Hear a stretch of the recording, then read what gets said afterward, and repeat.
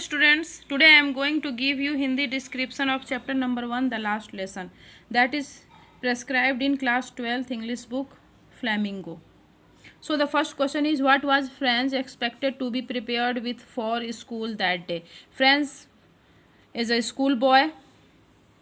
French कौन है? एक स्कूल बॉय है जो कि who is the narrator of this story, जो इस स्टोरी का नरेटर भी है. तो क्वेश्चन पूछ रहा है कि फ्रेंच से क्या एक्सपेक्टेशन थी, उसको क्या याद करके स्कूल जाना था, उसको स्कूल में क्या सुनाना था टीचर को. Answer is Franz was expected to learn the lesson of participle and be prepared with it because M Hamel had told him that he will listen the lesson next day. उसको participle, जो कि एक grammar का topic है participle, उसको participle याद करके जाना था अच्छे तरह से.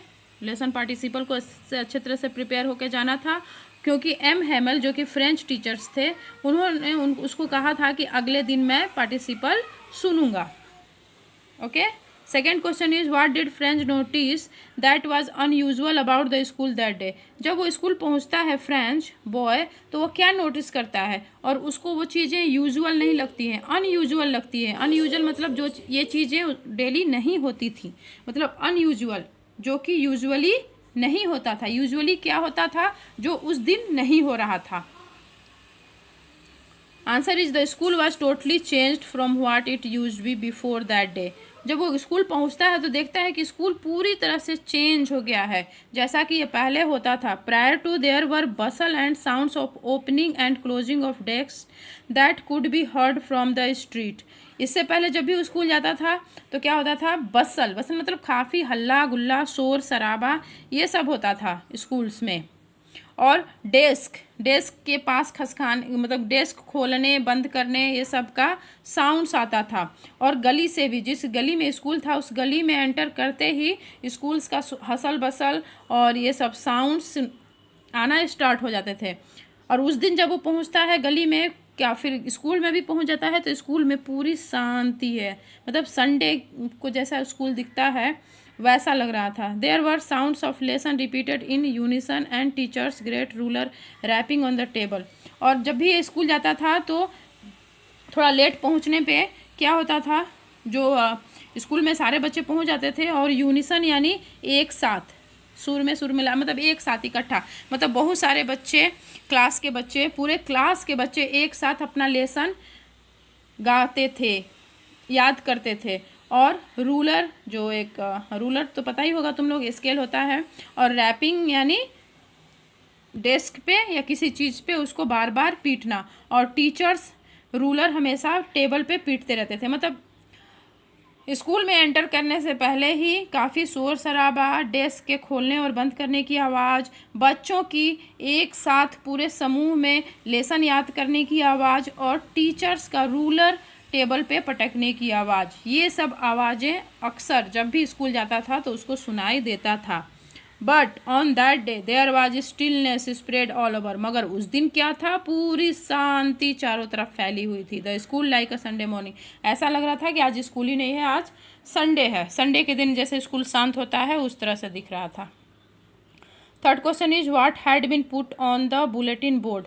बुलेटिन बोर्ड एक बोर्ड था जिस पे न्यूज़ चिपकाए जाते थे. उस समय ऐसा ज़माना नहीं था कि टीवी और रेडियो नहीं होते थे, तो बुलेटिन बोर्ड्स होते थे जिस पे कोई भी न्यूज़ आती थी तो उस पे लिख करके चिपका दी जाती थी.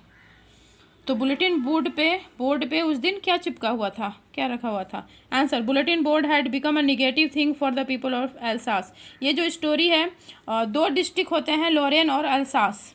ये दो डिस्ट्रिक्ट प्रसा जीत लेता है. प्रसा, ये स्टोरी है प्रसा और फ्रेंच वार की, जो कि 1870 में हुआ था. 1870 में प्रसा और फ्रांस के बीच में वार हुआ था, जिसमें प्रसा फ्रांस के दो डिस्ट्रिक्ट, दो ज़िले जीत लेता है, एक लॉरेन और एक अल्सास. तो ये जो स्टोरी है अल्सास की है. अल्सास में एक लड़का था फ्रांस, जो कि स्कूल जा रहा है, उसको बुलेटिन बोर्ड पे नोटिस मिलता है कि अब फ्रेंच नहीं पढ़ाई जाएगी, अब जर्मन पढ़ाई जाएगी।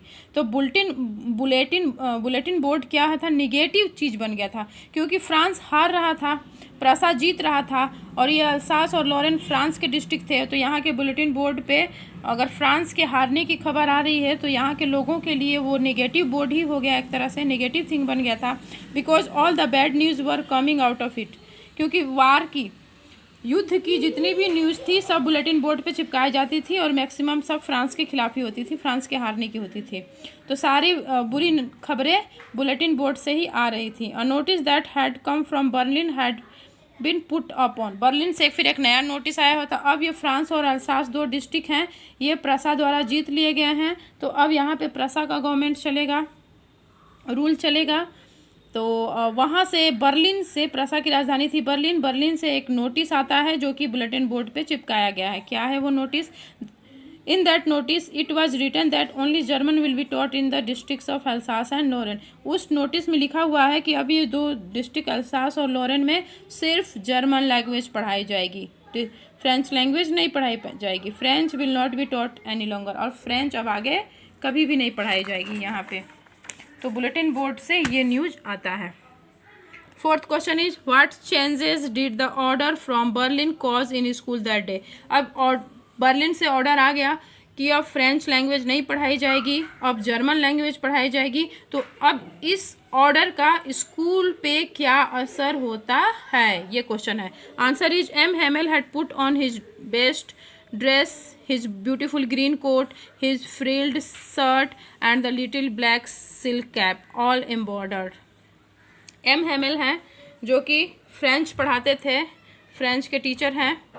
उन्होंने अपना सबसे अच्छा कपड़ा, उनके पास जो सबसे अच्छी ड्रेस थी वो उन्होंने अपनी सबसे अच्छी ड्रेस पहन ली है, फ्रिल्ड वाला शर्ट पहन लिया है, ग्रीन कलर का कोट पहन लिया है, और सिल्क की एक कैप लगा ली है जिसपे एम्ब्रॉयडरी की हुई है। The whole school seemed strange and solemn. पूरा स्कूल एकदम विचित्र लग रहा था और एकदम शांति छाई हुई थी। On the back benches there that were always empty the elderly village people were sitting quietly.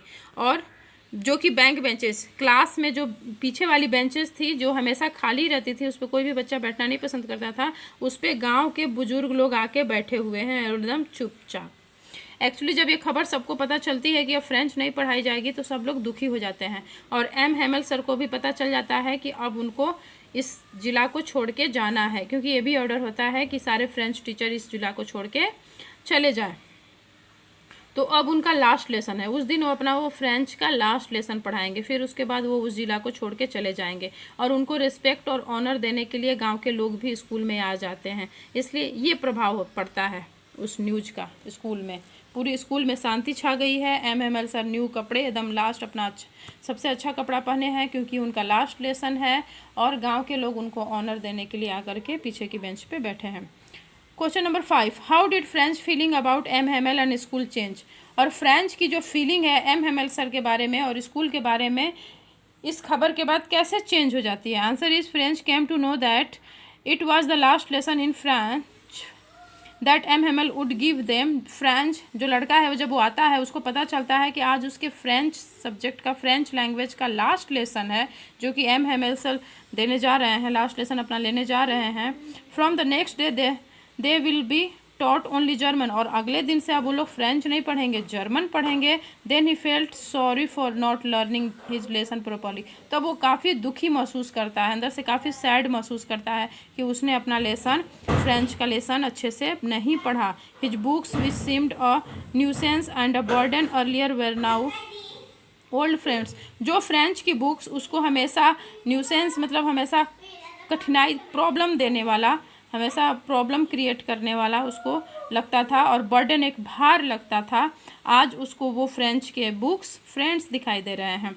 His feelings about M Hamel also change, और उसकी जो फीलिंग्स थी एम हेमल सर को बिल्कुल पसंद नहीं करता था, तो वो भी चेंज हो जाता है जब उसको पता चलता है कि एम हेमल सर हम लोगों को छोड़ के जा रहे हैं। He forget all about his ruler and how cranky he was. वो सब कुछ भूल जाता है कि कैसे वो अपना रूलर चलाते थे और कैसे क्रैंकी थे, मतलब गुस्सैल थे। उनके गुस्से को और उनके रूलर को भूल जाता है, और अब वो एम हेमल सर को काफ़ी मिस करने लगता है। ओके।